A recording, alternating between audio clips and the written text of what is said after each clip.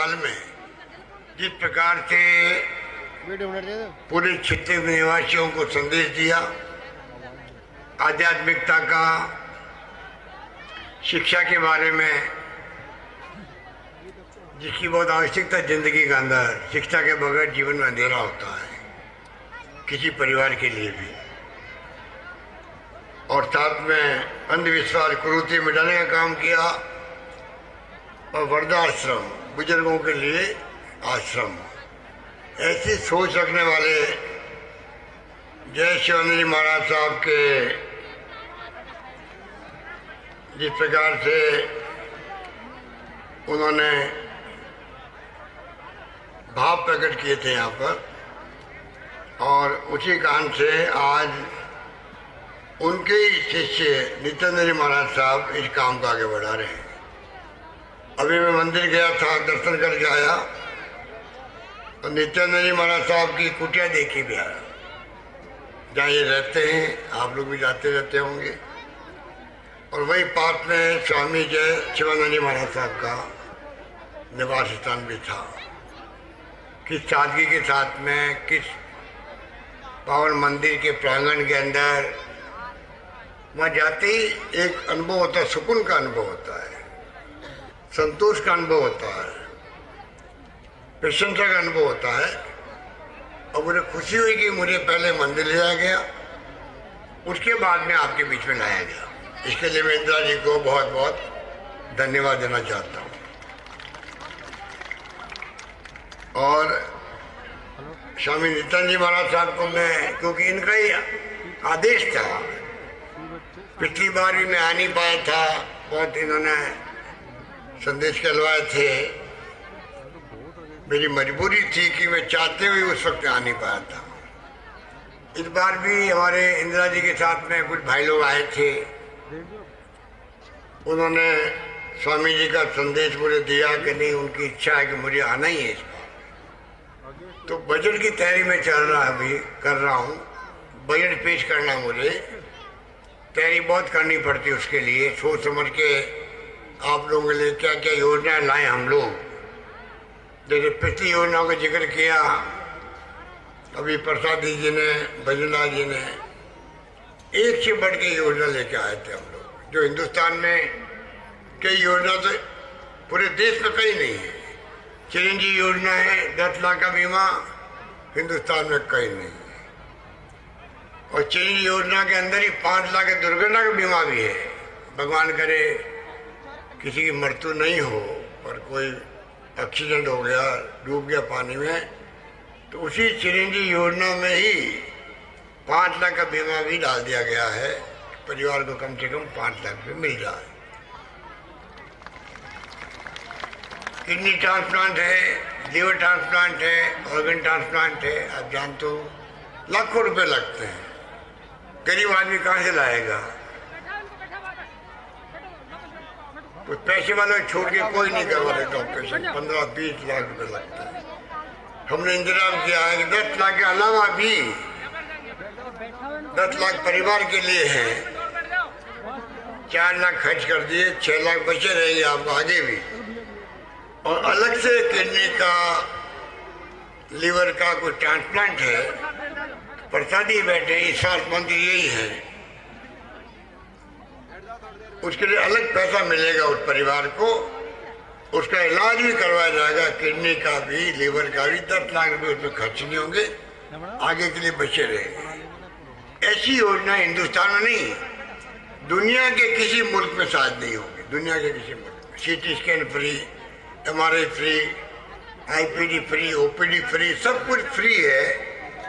और आने वाले वक्त में और इन स्कीमों को और मजबूत बनाएंगे, ये मैं आपको निवेदन करना चाहता हूँ।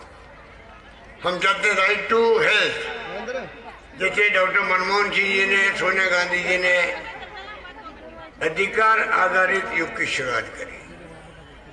सूचना का अधिकार, पार्लियामेंट के कानून बना के सूचना का अधिकार दिया आपको। नरेगा दिया महात्मा गांधी के नाम से, गाँव के अंदर 100 दिन का रोजगार, 2 रुपए किलो गेहूं, 3 रुपए किलो चावल। ये कोई खाली दिए नहीं है, कानून बना के दिया है। सरकार कोई आओ, पार्लियामेंट का कानून बन गया है कि देश के अंदर 2 रुपये किलो गेहूं, 3 रुपये किलो चावल मिलेंगे ग्रामवासियों को, गरीबों को। कानून बन गया है। सूचना का अधिकार के साथ में राइट टू एजुकेशन, शिक्षा का अधिकार दिया है। बच्चों को जो है प्राइवेट स्कूल के अंदर पढ़ाने का भी फीस भरेगी, सरकार भरेगी फीस। तो इसी रूप में हम चाहते हैं कि भारत सरकार को चाहिए जो राजस्थान सरकार ने योजना लागू करी है पूरे देश में लागू करे। वो जैसे चिरंजी योजना है, सूचना का अधिकार की तरह आपको मैं चाहता हूं स्वास्थ्य का अधिकार कानून बना के मिल जाए। देश में कानून बने कि तमाम जनता का, गरीब हो अमीर हो, कोई है, फायदा गरीब को ही मिलता है। स्वास्थ्य के क्षेत्र में उनको चिंता नहीं करनी पड़े, फ्री इलाज हो, कैसी बीमारी आ जाए उसको। ये भारत सरकार को चाहिए, आगे आना चाहिए उसको। इस प्रकार से मैंने कहा आपको, हमने अंग्रेजी स्कूल खोली है देश के अंदर। पहली बार अंग्रेजी पढ़ना बहुत जरूरी है। मैं सबको कहना चाहूँगा जो गांव के वासी बैठे हैं यहाँ पर, मैं भी बचपन में अंग्रेजी के खिलाफ था। क्या काम है ये अंग्रेजी? उत्तर दक्षिण में, उत्तर में भारत के अंदर संघर्ष होते थे। दक्षिण के अंदर हिंदी के बोर्ड जला देते थे, उत्तर भारत के अंदर इंग्लिश को पसंद नहीं करते थे। हम भी लोग बच्चे थे, उसी में थे। आज मैंने महसूस किया है अंग्रेजी अंतर्राष्ट्रीय भाषा है। जो बच्चे पढ़ लिख जाएंगे अंग्रेजी, हमने 1670 स्कूल खोल दिए, लाइन लगी हुई बच्चों की। मुझे खुशी है गांव वालों ने सरकार की इस स्कीम को स्वीकार कर लिया, वरना लाइन नहीं लगती। अब सरकार को लॉटरी खोलनी पड़ रही है बच्चों के एडमिशन के लिए, किसको मिले किसको नहीं मिले। मैं चाहूँगा कोई बच्चा वंचित नहीं रहे, चाहे हमें कितनी स्कूलें खोलनी पड़े हम खोलेंगे। हर बच्चा जो चाहेगा इंग्लिश पढ़ना, उसको इंग्लिश पढ़ाएं, जिससे कि बड़े होकर के वो अच्छी इंग्लिश बोल सके। हिंदी के साथ साथ में उनको अच्छी तनख्वाह मिले। 25 लाख, 50 लाख, 1 करोड़ तनख्वाह मिलती है। बम्बई में, दिल्ली में, लंदन में, अमेरिका में जाते हैं बच्चे। हमारे बच्चे क्यों नहीं जा सकते? हमारे बच्चों में प्रतिभाओं की कमी नहीं है। हमारे बच्चे भी अक्ल होशियारी में बहुत होशियार है, उनको अवसर मिलना चाहिए। इसलिए हमने आपको जान के खुशी होगी, शायद मालूम भी होगा, 200 बच्चों को मैं भेज रहा हूँ प्रतिवर्ष दुनिया के मुल्कों में। आने जाने का खर्चा, वहाँ रहने का खर्चा और फीस पूरी सरकार दे रही 200 बच्चों की, जिससे कि गरीब आदमी का बच्चा अगर उसको एडमिशन हो गया है बाहर, तो वो जा सके, पढ़े करके अपने परिवार का, अपने गांव का, अपने प्रदेश का नाम रोशन कर सके। मानव संसाधन के रूप में हमारे यहाँ के बच्चों को, हमारे यहाँ के नौजवानों को मानव संसाधन बने प्रदेश का, वो हमारे काम आएगा भविष्य के लिए, भविष्य की योजना बनाने के लिए। इस प्रकार से हमने शहरों के अंदर अभी इंदिरा रसोई शुरू करी है। 8 रुपये में खाना दे रहे हैं हम लोग। 17 रुपये प्रति थाली सरकार देती है, अनुदान देती है। उस थाली में 25 रुपये का खाना होता है, 17 रुपये सरकार देगी अनुदान प्रति थाली। पर आज इतनी पॉपुलर योजना हो गई है, वो चाहता हूँ गाँवों के अंदर भी धीरे धीरे, कस्बों के अंदर, पंचायत समिति, हेडक्वार्टर में भी ऐसी योजना लागू हो। ये मेरा प्रयास है। शहरों में हमने नरेगा की तरह काम शुरू कर दिया है। 100 दिन का रोजगार की गारंटी दे दी मैंने। स्टेट गवर्नमेंट पैसा देगी, गाँव की तरह शहरों में भी 100 दिन का रोजगार मिल जाएगा। आपके बोली और भवनवार बन गया है नगर पालिका, तो नगर पालिका में ही जो गरीब लोग रहते हैं, मजदूरी करने जाते हैं, उनके लिए सुविधा हो गई है कि उनको काम मिलेगा। 18 तरह के काम है उसके आराम से वो गुजारा कर सकता है। वो हमने किया है। नरेगा को मैंने 25 दिन बढ़ा दिया राजस्थान के अंदर।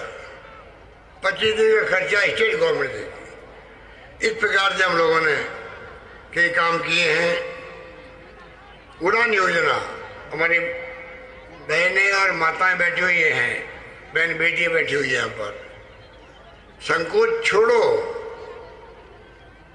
दुनिया भर की महिलाओं का भगवान का दिया हुआ है जो प्रकृति का रीति रिवाज है, प्रकृति है, सबके माहवारी होती है। दुनिया भर की महिलाओं, इंग्लैंड की हो चाहे अमेरिका की महिला हो। हमारे यहाँ गाँव में गरीबी भी है, घूंघट निकालते हैं, माहवारी की बात अपन घर में करते नहीं हैं, हाथ भी नहीं लगाते हैं।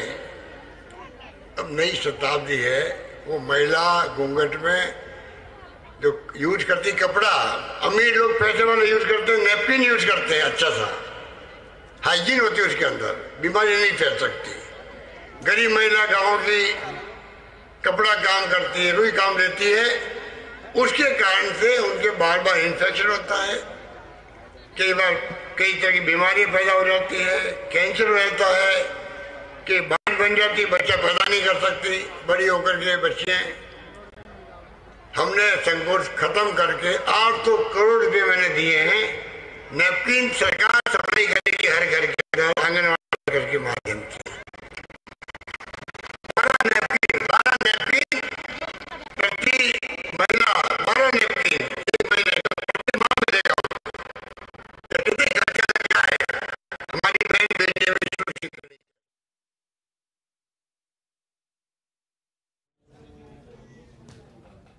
तो देखिए, मुख्यमंत्री का संबोधन आप सुन रहे हैं। गांव भिडोली में कार्यक्रम का आयोजन है, विशाल भंडारे का भी आयोजन है और उत्साहित लोग हैं मुख्यमंत्री की मौजूदगी। और साथ ही साथ मुख्यमंत्री का संबोधन आपने सुना। मुख्यमंत्री ने वो तमाम योजनाएं जनता के बीच रखी हैं एक बार फिर से, जो जनता के लिए लागू की गई, फिर चाहे उड़ान योजना हो या फिर चिरंजीवी स्वास्थ्य बीमा योजना हो। विधायक भी इस दौरान मौजूद हैं और फिलहाल मुख्यमंत्री तमाम योजनाओं का जिक्र अपने संबोधन में करते हुए नजर आए हैं। और मुख्यमंत्री ने ये कहा भी है कि बजट की तैयारी है, बजट अब पेश करने वाले हैं, लेकिन उससे पहले तैयारी करनी पड़ती है, क्योंकि बेहतर बजट आपके लिए हमें लाना है। और बेहतर बजट तभी हो सकता है जब आपकी मांगे उसमें शामिल हों। और मुख्यमंत्री ने सभी से ये कहा है कि आपकी जो मांगे हैं वो हम तक पहुंचाएं, हमें बताएं, उन मांगों को हम पूरा करेंगे।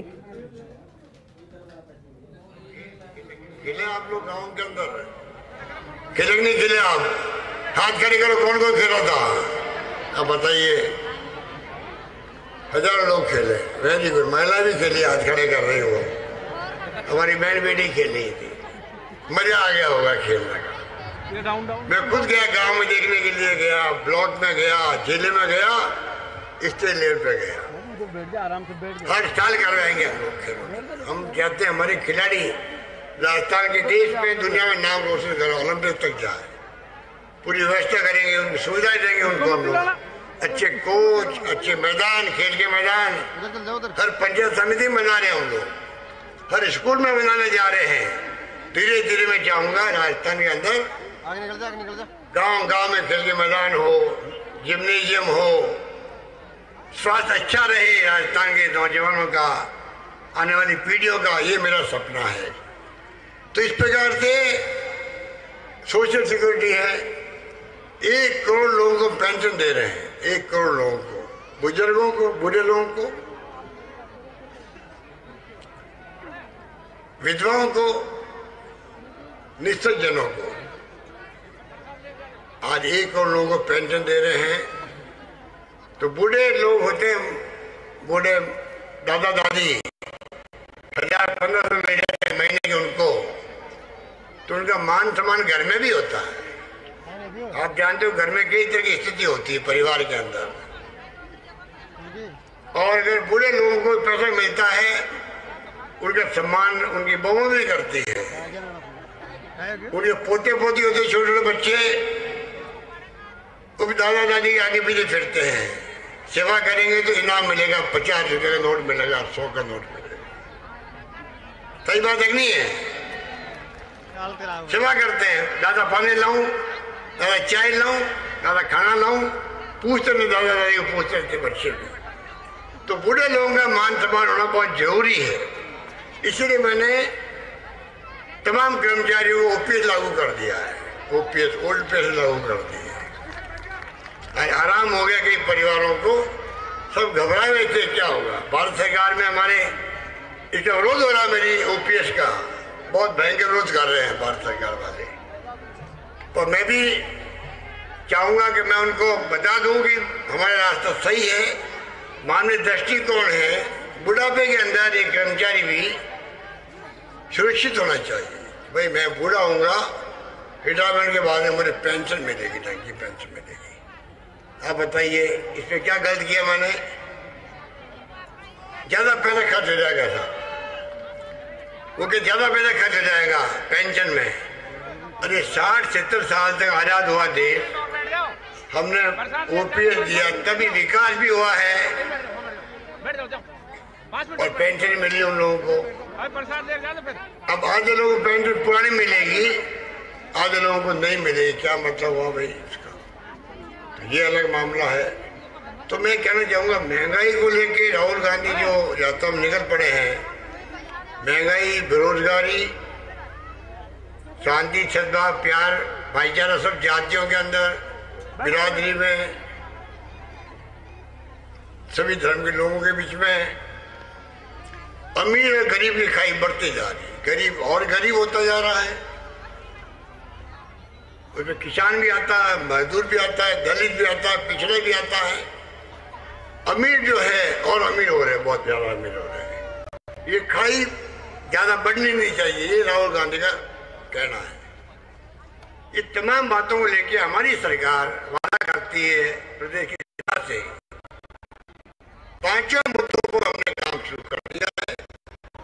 अगले बजट में आपको उसकी झलक मिलेगी, पांचों पॉइंट की। महंगाई को लेके, बेरोजगारी को लेके, प्यार मोहब्बत भाईचारे हम लोग रहें, और रोजगार कैसे मिले।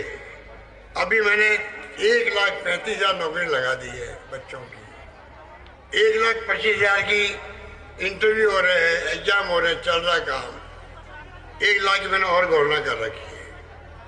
आप बताइए, इतनी बड़ी संख्या में नौकरियां कभी लगती नहीं थी, मैंने प्रयास किया है। अब उसमें कई बार हाईकोर्ट बीच में आता है, कई बार पेपर लीक हो गया। पेपर लीक खाली रास्ते में नहीं हो रहा है, पेपर लीक जो है हर राज्य में हुआ है।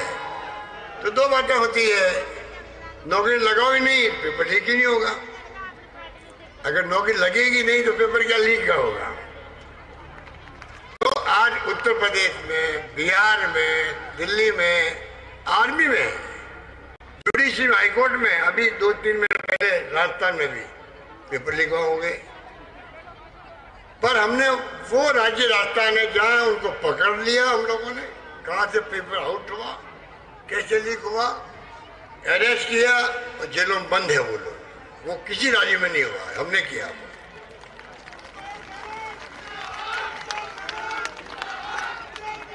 इसलिए हमारे कुछ भाई लोग, नौजवानों को अच्छा काम करते वो पीछे हो जाता है। मैंने अच्छा काम किया, जो एग्जाम देने आएगा बसें फ्री कर दी रोडवेज की, फिर मैंने फ्री कर दी प्राइवेट बसें, प्राइवेट बसों को हम किराया देंगे, प्राइवेट बसों को वो फ्री जाएगा बच्चा हमारा। फिर मैं कलेक्टर को फोन किया, तुम इनको जो बच्चे बाहर से आ रहे दूर दूर से, कहाँ रहेंगे रात को? कोई धर्मशाला देखो, होटल देखो, रुको इनको। खाने का प्रबंधन किया कई जगह, तो सब अच्छा काम किया। पेपर लीक होते ही पानी फिर गया।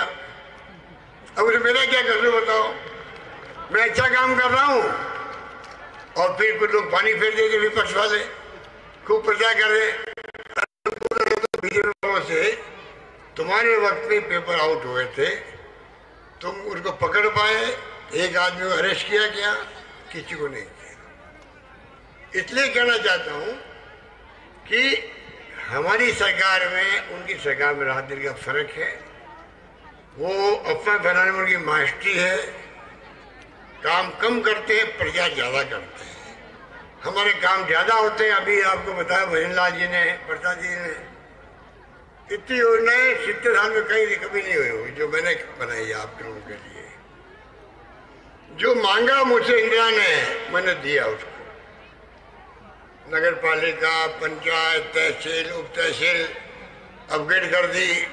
सड़कें आपकी कोई 500-700 करोड़ की तो सड़कें बन रही है आपके यहाँ पे, कोई कम नहीं हो रहा। 757 करोड़ की सड़कें बन रही है आपके जिले के अंदर, 757 करोड़ की सड़कें बन रही है।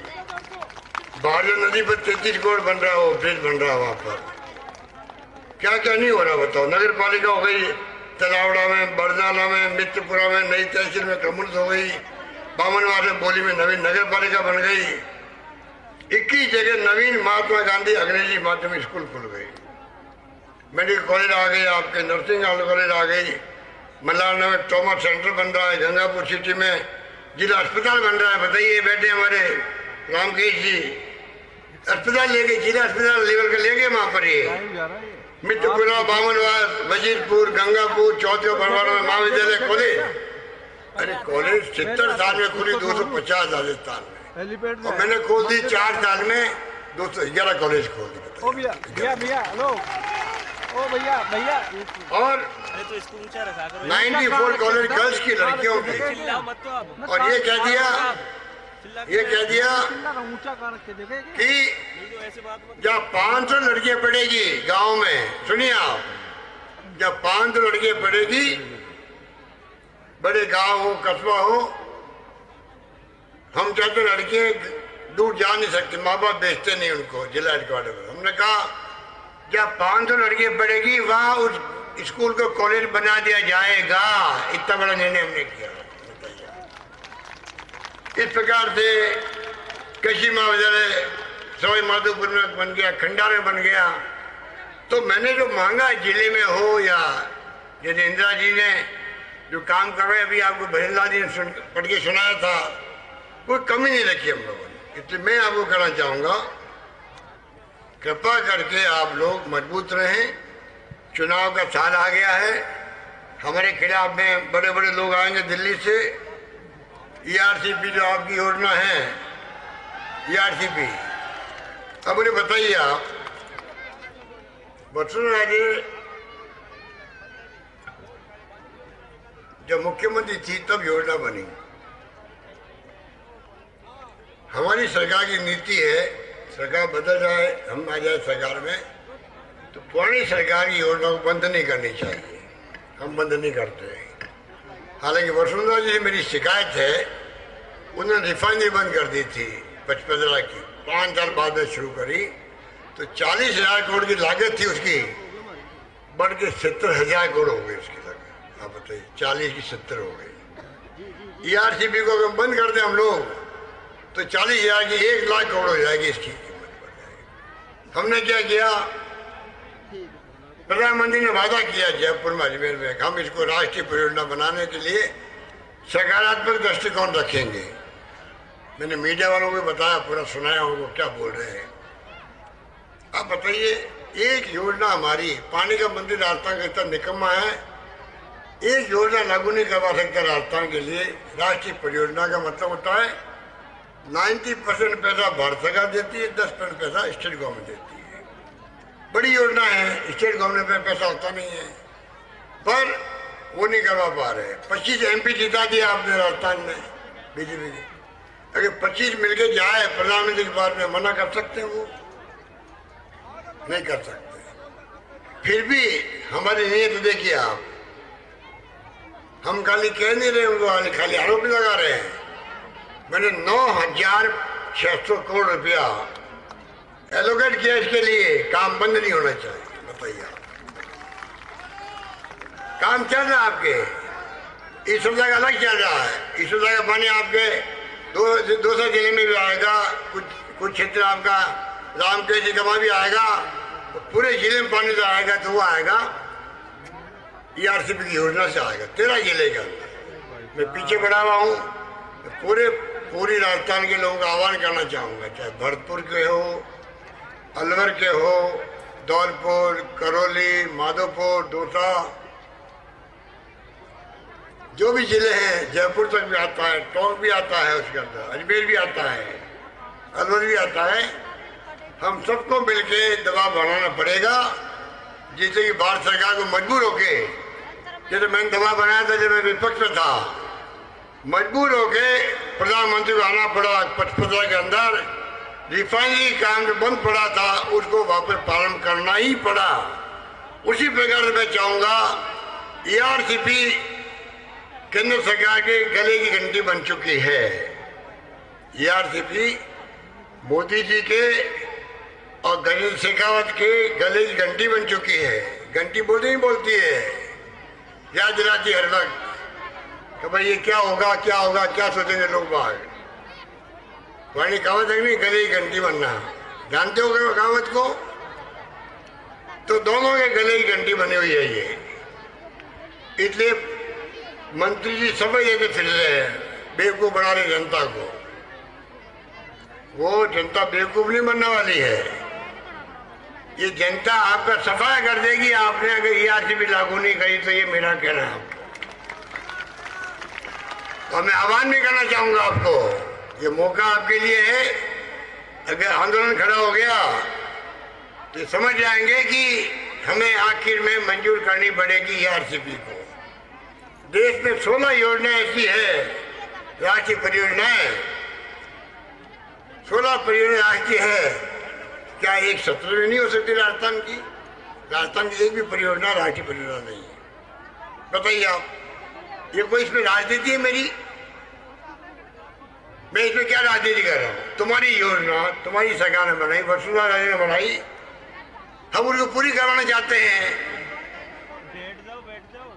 राजनीति तुम कर रहे हो क्योंकि सरकार बदल गई, इससे बदला ले रहे हो पब्लिक से। आप लोग जानबूझ करके आप योजना को राष्ट्रीय परियोजना घोषित नहीं कर रहे। ये मेरा आरोप है प्रधानमंत्री मोदी जी पे भी और उनके मंत्रिमंडल के लोगों पे भी, राजस्थान के नेताओं पे भी। इतने लोग बैठे, राजस्थान के नेता 5 साल तो बन गए मुख्यमंत्री हमारे असेंबली के अंदर। लोग जान हो रहे हैं लड़ने आप पर के अंदर। आक्रोश नहीं निकालेंगे, क्या निकालेंगे आक्रोश जी? आक्रोश तो आपके खिलाफ में लोगों का। आप 4 साल से क्यों निकम्मापन दिखाया आपने? क्यों नहीं आपने इश्यू बनाया सरकार के खिलाफ में? कोई आपको कहने की स्थिति नहीं बनाई आपने।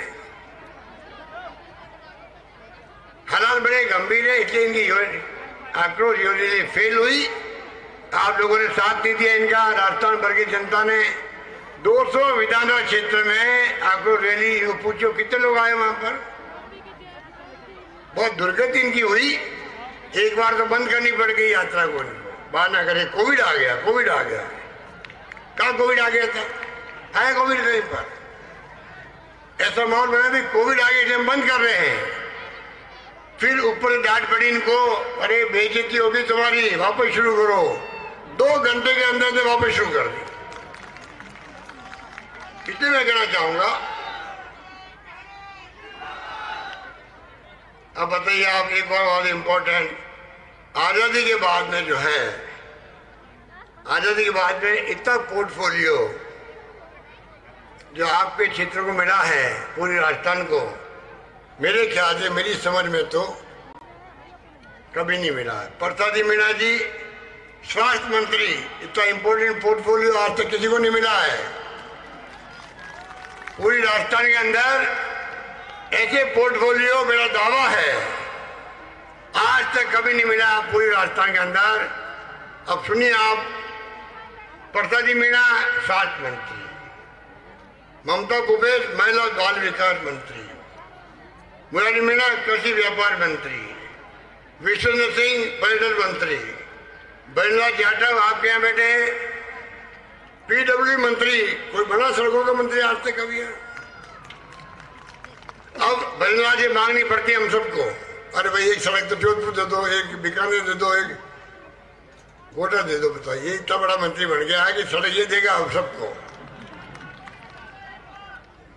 सुभारकर टेक्निकल एजुकेशन मंत्री, जादा खान शिक्षा राज्य मंत्री, रमेश मीणा हमारा कौली वाला पंचायती राज और ग्रामीण विकास, सबसे इंपॉर्टेंट पोर्टफोलियो होता है। नरेगा वहां चलाता है, सब काम वो करता है। शकुंतला रावत अल्वाली उद्योग मंत्री, टीकाराम जूली सामाजिक न्याय मंत्री, और मैं अगर हड़ौती की बात करूं तो अशोक चांदना, प्रमोद भाया, शांति धारीवाल, जहाँ ये ERCP आ रही है। कहने का मतलब अगर मैं ERCP के छोड़ के खाली आपके ईस्टर्न रास्ता की बात करूं, अलवर की, भरतपुर की, माधोपुर की, अगर ये 4-5 जिले ले लूं मैं तब भी आते हैं, दौसा की, तो ये काम जो इतने बड़े बड़े हमने पोर्टफोलियो दिए हैं इनको, सड़कों का, स्वास्थ्य का, कृषि का, पर्यटन का, टेक्निकल एजुकेशन का, तो कहने का मतलब ये है कि मेरी नीयत ये है कि ये जो पिछड़े हुए इलाके हैं, देखो पिछड़े इलाके तो पश्चिमी राजस्थान के रहे, अकाल सूखे पड़े सदियों से, वहाँ अकाल सूखे के कारण सड़कें बन गई। अब अगर ERCP आ गई, पानी कमी नहीं रही आपके, 2 लाख हेक्टेयर में तो सिंचाई होगी आपके। 2 लाख हेक्टेयर किसे कहते हैं? और जल जीवन मिशन चल रहा है, आधा पैसा दे रही सरकार, भारत सरकार, आधा पैसा हम लगा रहे हैं। हर घर के अंदर नल पहुंचेगा, तो पानी होगा तो पहुंचेगा। मैं कह रहा हूँ मोदी जी को और जल संसाधन मंत्री को, राजस्थान वाले को, कि योजना तो हमारी है, बहुत शानदार योजना है, हर घर में नल पहुंचना बड़ी योजना है। अगर पानी हो गई नहीं तो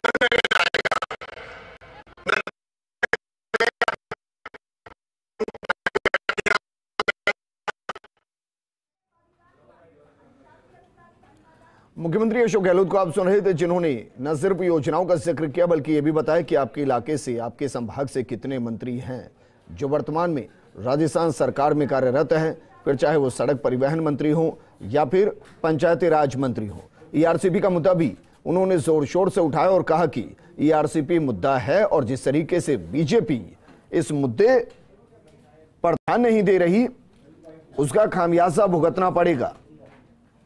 मुख्यमंत्री अशोक गहलोत ने कहा कि राजस्थान में कोई राष्ट्रीय परियोजना नहीं, राजस्थान की कोई ऐसी परियोजना नहीं जिसको राष्ट्रीय परियोजना का दर्जा हासिल हो। ऐसे में ERCP को राष्ट्रीय परियोजना घोषित किया जाना चाहिए। ये तस्वीर हम आपको दिखा रहे हैं, सवाई माधोपुर के बौली से तस्वीरें हैं।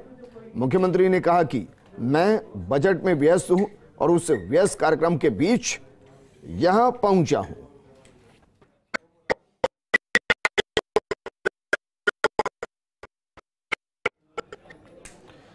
वही मुख्यमंत्री अशोक गहलोत ने यह भी कहा कि बीजेपी जन आक्रोश रैली निकाल रही है, लेकिन उस जन आक्रोश रैली में जनता का आक्रोश आ ही नहीं रहा, विफल है।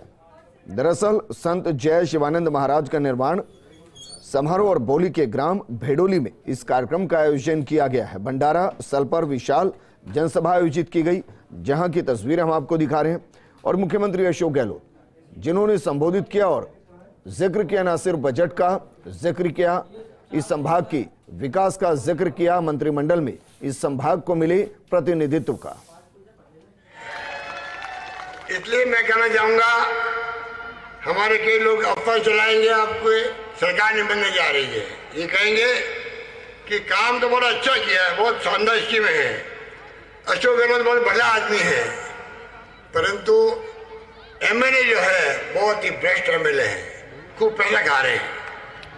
ये इतनी अफवाहें चलाएंगे राजस्थान भर के अंदर, गारंटी किसी की नहीं होती है, कर्मचारी की भी नहीं होती है, किसी की नहीं हो सकती है।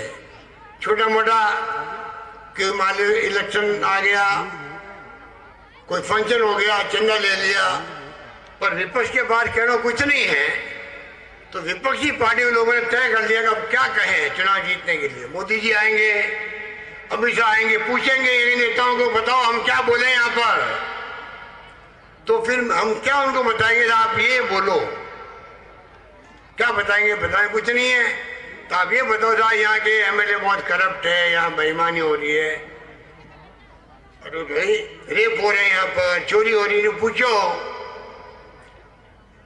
कि राजस्थान वो राज्य है जहां पर FIR कंपल्सरी की है देश के अंदर। पहले थाने के अंदर जाते थे ना, तो पुलिस वाले भगा देते थे फरियादी, गिराओ यहाँ से, जाओ, कोई केस नहीं बन रहा। आधे लोग जाना पसंद नहीं करते थाने के अंदर।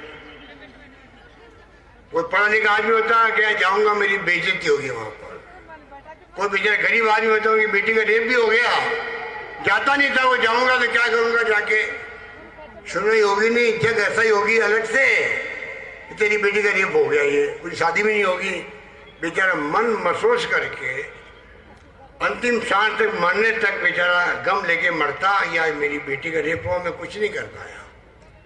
मैंने वो छुटकारा दिलाने के लिए आदेश जारी करवाया सरकार बनते ही कि आपको FIR तो लॉन्च करनी ही पड़ेगी थाने के अंदर नंबर 1, नहीं करोगे थानेदार की उसको सस्पेंड कर देंगे हम लोग, उसको हटा देंगे, उसको कार्रवाई करेंगे उसके खिलाफ में। नंबर 1। नंबर 2, हमने हर थाने में बनवाए स्वागत कक्ष, बनवाए स्वागत कक्ष, बिल्डिंग बनवाई है स्वागत कक्ष की, बोर्ड लगाया स्वागत कक्ष, जिससे कि थोड़ी बहुत तो पुलिस वाले जो हैं हेड कांस्टेबल थानेदार साहब को लगेगा कि अब तो इज्जत देनी पड़ेगी इनको, आने वाले फरियादी को, क्योंकि मैंने स्वागत कक्ष बनाया है। लोग कहेंगे यार स्वागत कक्ष की बात कहाँ है, तो स्वागत कक्ष बनवा दिए हमने। पर आपको खुशी होगी, पहले जब रिपोर्ट दर्ज नहीं होती थी तो कोर्ट में आते थे हम लोग, और कोर्ट से आदेश होता तब जाके रिपोर्ट दर्ज होती थी। अब मेरे को भी याद नहीं है, इतनी संख्या मामूली रह गई है कोर्ट से आके FIR दर्ज कराने वाले की, आप सोच नहीं सकते। तब 30 महिलाओं के अत्याचार की, दलितों के अत्याचार की, वो 300 दिन लगते थे, आज वो 80 दिन में 60 दिन में पूरी हो रही है। बताइए आप, एग्जैक्ट आंकड़े मुझे मालूम, ध्यान नहीं आ रहा मुझे। तो इतने कड़वे फैसले किए, इतने ऐतिहासिक फैसले किए, वो तो एक तरफ है। हम कहते हैं हमारी सरकार इस बार जनता के मूड पे देख रहा हूं, आशीर्वाद उनका जो मिल रहा हम लोगों को, मुझे लगता है इस बार चौथी बार सरकार बनेगी, वापस बनेगी, ये अगली बार सरकार फिर रिपीट होगी हमारी सरकार, ये मुझे विश्वास हो रहा है इस बार। अब आखिर में तो ये आपके ऊपर निर्भर करेगा, जनता जनार्दन पर निर्भर करेगा कि जनता जनार्दन क्या चाहती है। ये लोकतंत्र गांधी जी का दिया हुआ है, पंडित नेहरू का, सरदार पटेल का, मौलाना आजाद का और अम्बेडकर साहब का संविधान है। वो कहता है कि जनता चाहे उसको, वो माई बाप रहेगी आपकी, आप जाके MLA हो, MP हो, मंत्री हो, मुख्यमंत्री हो, प्रधानमंत्री हो, सरपंच हो, जाके हाथ जोड़ो गरीब के गरीब सामने, पैरों में हाथ लगाओ, उसका आशीर्वाद मांगो कि मैं सेवा करना चाहता हूं, आशीर्वाद देगा तो जाके आप कुर्सी बैठ सकते हो। ये व्यवस्था की है कांग्रेस ने करी है। 4 हम लोग नहीं है, मोदी जी सरकार में है, तो मोदी जी की नीति है बर्बाद कर रही है, आर्थिक नीति महंगाई बढ़ा रही है, बेरोजगारी बढ़ा रही है, तनाव बढ़ा रही है, अमीर गरीबी खाई बढ़ा रही है, उसके हम खिलाफ हैं। कांग्रेस की नीति है, कार्यक्रम सिद्धांत गरीबों के लिए है, दलितों के लिए, पिछड़ों के लिए है, 36 कौमें गरीब उनके लिए है। इसलिए कांग्रेस का मुकाबला कोई नहीं कर सकते, सरकार चाहे मन नहीं बनी है, पर दुनिया भर में जो मान सम्मान कांग्रेस का है, नेताओं का है, वो इन लोगों का नहीं है जो आज बड़ी बड़ी बातें वो करते हैं। ये मैं आपको दावों के साथ में कह सकता हूँ। इसलिए मैं कहना चाहूंगा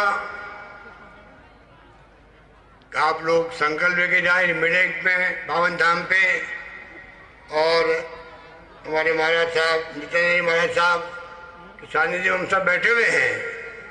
हमारा संकल्प होना चाहिए कि हम गरीब तक सरकारी योजना पहुंचाएंगे, और मैं कुछ नहीं चाहता आपसे। योजना हमारी है, कई बार गरीब तक पहुंचती नहीं है, गांव तक नहीं पहुंचती है, फायदा गरीब को मिल नहीं पाता है। अब तो पहुंचने लगी है आपकी योजना। ये चिरंजीवी योजना लोग कहने लगे ना, मेरा 2 लाख का इलाज फ्री हुआ, मेरा 5 लाख का किडनी ट्रांसप्लांट फ्री हो गया, तो लोग मालूम पड़ गया अब धीरे धीरे। और बाकी योजना ही पहुंचाओ, यही बात कहता हुआ मैं आपका आह्वान करूंगा, कृपा करके आप लोग आने वाले वक्त के अंदर सब मिलकर हम राजस्थान के विकास में भागीदार बने। आप लोग इतनी संख्या में मुझे सुना, उसके लिए मैं आपका आभारी हूँ। नित्यानंद महाराज साहब का आभारी हूँ। आपके आदेश के कारण मुझे मौका मिला कि मैं अपनी 2 बातें आपको कह सकूं। और इंदिरा मीना आपकी बहुत ही दबंग विधायिका है, आप देख लो किस प्रकार से वो काम करवाती है। हमसे लड़ लेती है, मंत्रियों से भी लड़ लेती है, मुझसे लड़ लेती है। काम के लिए समझौता नहीं करते हम लोगों से। आपके विकास होना चाहिए क्षेत्र में, उसके लिए बहुत पीछे पड़ती है काम करवाने के लिए। इसलिए इतने काम इसके हुए हैं, आगे भी इसके काम कोई रुकेगा नहीं। ये मांग थक जाएगी और मैं देता नहीं थकूंगा। यही बात करता हूँ, मैं अपनी बात समाप्त करता हूँ। धन्यवाद, जय हिंद, धन्यवाद। अशोक गहलोत, अशोक गहलोत जिंदाबाद, अशोक गहलोत, अशोक गहलोत, इंदिरा मीना, बोले गुरु महाराज की जय, बोले